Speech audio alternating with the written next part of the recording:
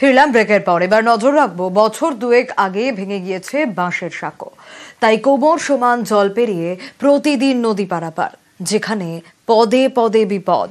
কোচবিহারের তুফানগঞ্জে পাকা ব্রিজের দাবিতে তাই সরব স্থানীয়রা।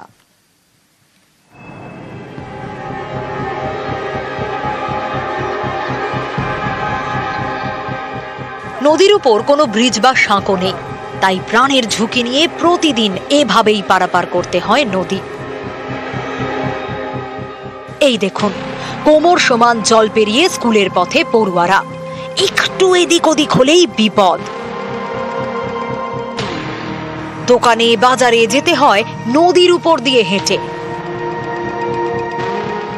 কোচবিহারের তুফানগঞ্জ, এখান দিয়ে বয়ে গিয়েছে রায়ডাক নদী। বৃষ্টির পর নদীর জল বেড়েছে। এই নদীর একদিকে বেগারখাতা গ্রাম, আর একদিকে কামাত ফুলবাড়ি। এদিকেই তুফানগঞ্জ বিবেকানন্দ বিদ্যালয়। একটা সময় নদী পারাপারের জন্য ছিল বাঁশের সাঁকো। সেই সাঁকো দিয়ে প্রতিদিন স্কুলে যাতায়াত করত বেগারখাতার পড়ুয়ারা। যাতায়াতে অন্য কোনো উপায় নেই। বছর দুয়েক আগে নদীর স্রোতে বাঁশের সাঁকোটাই ভেঙে যায়। এদিকে ঘুরপথে স্কুলে যেতে প্রায় 5 কিলোমিটার, এর জন্য খরচও অনেক। আর নদী পেরিয়ে স্কুলে যেতে 1 কিলোমিটার, তাই ঝুঁকি নিয়ে হেঁটেই প্রতিদিন স্কুলে যাতায়াত। বর্ষার সময় নদীতে জল বাড়ে, তখন স্কুলে যাওয়া বন্ধ। আমাদের খুব অসুবিধা হয়, আমরা রোজ এইভাবে যাই, জল দিয়ে স্কুলে যাই, টিউশনে যাই, রাত্রিবেলা টিউশনে যেতে হয়। আমাদের ওই দিক দিয়ে ঘুরে গেলে 50 টাকা করে লাগে। এখন তো জল কম, তাহলে এখন তো এই নদী দিয়ে পার হচ্ছে, যখন জল বেশি হবে তখন কি করবে? তখন স্কুল যাওয়া কদিন বন্ধ থাকবে, টিউশন বন্ধ থাকবে।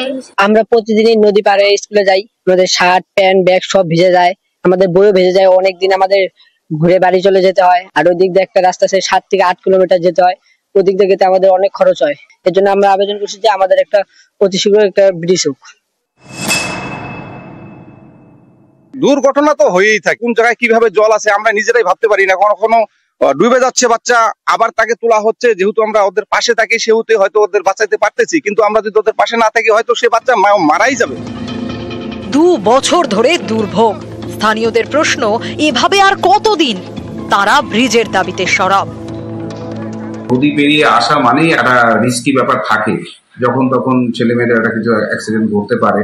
আমি বিদ্যালয়ের পক্ষ থেকে প্রশাসনিক স্তরে আমি জানাবো ভবিষ্যতে যাতে ওখানে একটা সাঁকো বা ভবিষ্যতে যাতে পারাপারের কোনো ব্যবস্থা যাতে করতে পারে, তার জন্য যা করা দরকার আমাদের পক্ষ থেকে আমরা চেষ্টা করব। কোচবিহার থেকে শুভঙ্কর সাহা, নিউজ 18 বাংলা। সুন্দরবনের প্রান্তিক গ্রাম সাহেবখালী। স্থানীয়দের অভিযোগ, এই গ্রামে কোনো কল নেই, টিউবওয়েল নেই। জল আনতে যেতে হয় 3 কিলোমিটার দূরে পাশের গ্রামে।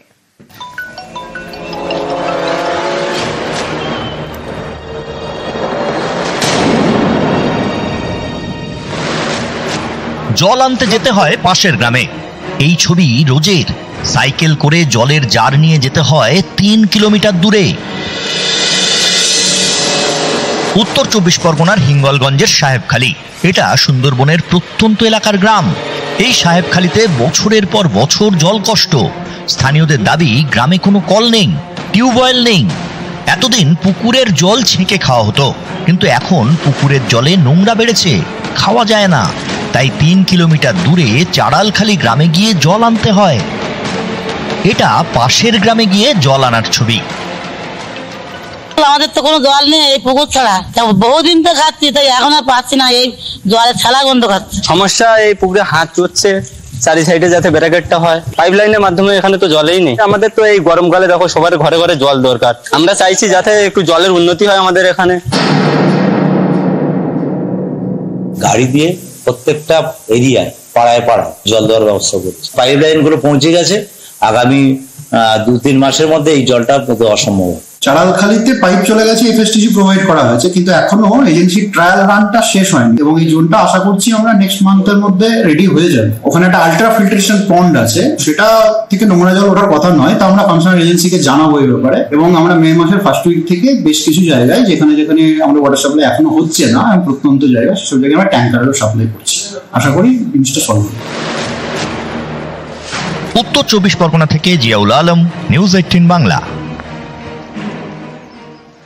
নজর রাখবো এবার জলপাইগুড়ির খারিজা বেরুবাড়ির দিকে, কারণ সেখানকার বাসিন্দারা নাজেহাল হয়ে যাচ্ছে। ট্যাঙ্ক রয়েছে, পাইপলাইন রয়েছে, কিন্তু জল পাচ্ছেন না তারা। পিএইচ এর রক্ষণাবেক্ষণের অভাবে এই বিপত্তি। আরো বিস্তারিত এই বিষয়ে জানাতে পারবে শান্তনু, রয়েছে আমার সঙ্গে। শান্তনু, 2016 সালে 6 কোটি টাকায় তৈরি হয়েছিল এই প্রকল্প, তারপর কতদিন জল পেয়েছিলেন এখানকার বাসিন্দারা? দেখো, তাদের যেটা বক্তব্য রয়েছে, মাস কয়েক তারা শুধুমাত্র জল পেয়েছিলেন তাদের এলাকায়, কিন্তু তারপর থেকে দেখা যাচ্ছে যে বিভিন্ন পাইপলাইন যেগুলো গিয়েছে এই রিজার্ভার থেকে তাদের এলাকা পর্যন্ত, সেই পাইপলাইন গুলো আস্তে আস্তে খারাপ হয়ে যায় এবং রক্ষণাবেক্ষণের অভাবে তাদের বাড়ি বাড়ি বা তাদের পাড়ায় পাড়ায় জল পৌঁছাচ্ছিল না। তার ফলেই কিন্তু গত কয়েক বছর ধরেই তাদেরকে জলের জন্য কিন্তু ছুটে আসতে হচ্ছে এই জলাধারের কাছে। কিন্তু শান্তনু, তুমি যেমনটা বলছিলে যে মাস 6 তারা জল পেয়েছে, তার মানে 2016 থেকে বা 17 শুরু থেকে যেটাই হোক, তারা তারপর থেকে জল পাচ্ছে না। 8-9 বছর তো হতে যায়, সমস্যার সমাধান কেন হলো না এতদিনেও? দেখো, জনপ্রতিনিধি থেকে শুরু করে সমস্ত যারা দায়িত্বপ্রাপ্ত আধিকারিক রয়েছেন তাদের একটাই বক্তব্য, উন্নয়ন দপ্তর, উত্তরবঙ্গ উন্নয়ন দপ্তর 100 কোটি টাকা ব্যয়ের প্রকল্প তৈরি করেছিল, কিন্তু এর রক্ষণাবেক্ষণ কে করবে, অর্থাৎ দেখভাল কে করবে, সেই দায়িত্ব কিন্তু হস্তান্তর করা হয়নি। প্রথমে ভাবা হয়েছিল গ্রাম পঞ্চায়েতকে দেওয়া হবে দায়িত্ব, কিন্তু গ্রাম পঞ্চায়েতের পক্ষে কিন্তু এই পরিকাঠামো সামলানো, অর্থাৎ প্রতিটা পাইপলাইন দেখার দায়িত্ব সামলানোর মতন এত খরচ বহন করা সম্ভব ছিল না। একমাত্র দপ্তর ছিল জনস্বাস্থ্য কারিগরি অর্থাৎ পিএইচই দপ্তর। সেই পিএইচই দপ্তরকে দেওয়ার ব্যাপারে কিন্তু 18-19 সালে কিন্তু পরিকল্পনা নেওয়া হয় এবং সিদ্ধান্ত হয় যে পিএইচই দপ্তরকে দায়িত্ব বুঝিয়ে দেওয়া হবে, কারণ জল সরবরাহ ব্যবস্থা তারাই বোঝে, তাদেরই ইঞ্জিনিয়ার রয়েছে। কিন্তু দেখা যাচ্ছে যে মাঝখানে 5-6 বছর কেটে গেছে, সেই দায়িত্বটুকুই হস্তান্তর করা হয়নি। আমাদের নজর থাকবে যে কবে সমস্যার সমাধান হয়। আমাদের বাড়ি এখান থেকে 1 কিলোমিটার দূরে, আমরা খুব কষ্ট করে এখানে মহিলা মানুষ এখান থেকে আসা, জল নেই। প্রধান পঞ্চায়েত সবাইকে জানানো হয়েছে, কিন্তু জল ঠিক মতন পাচ্ছি না। আমরা কুয়ার জল খাই, তার জন্য এখানে আইসা আমরা জল নিয়ে যাই। খুবই অসুবিধা হয়, যদি প্রশাসন আমাদেরকে জল দেওয়ার ব্যবস্থা করে বাড়িতে, তাহলে খুবই ভালো হয়। 5-6 বছর হয়ে গেল এটা, 5-6 বছর ধরে কিন্তু আমাদের জল কিন্তু বাড়ি পর্যন্ত পৌঁছায়। আমরা এখান থেকে অনেক কষ্ট করি, আজকে আমার বাড়ি 1-1.5 কিলোমিটার হয়ে যাবে, এইখান থেকে আমি জল নিয়ে যাই। আমি এবং 4-5টা গ্রাম জুড়েই কিন্তু আমরা এখান থেকে জল নিয়ে যাচ্ছি। আমরা চেষ্টা করছি, ইতিমধ্যে কথা হয়েছে দপ্তরের সাথে, যারা ইঞ্জিনিয়ারিং সেকশনে আমি কথাও বলেছি, যে গ্রাম পঞ্চায়েতে এই বিষয়টা রয়েছে সেই দপ্তরের প্রধানের সাথে ইতিমধ্যে কথা হয়েছে, তাদের বিরোধীদের সাথে এই বিষয়টা দেখা হয়, আমরা তার জন্য যা যা করার চেষ্টা করছি। পুরুলিয়ার পুঞ্চা, হাতির হানায় মৃত্যু। সেখানে হাতির হানায় স্থানীয় বাসিন্দার মৃত্যুর খবর পাওয়া যাচ্ছে। সকালে গ্রামে ঢুকে পড়ে দলছুট হাতি, আর হাতির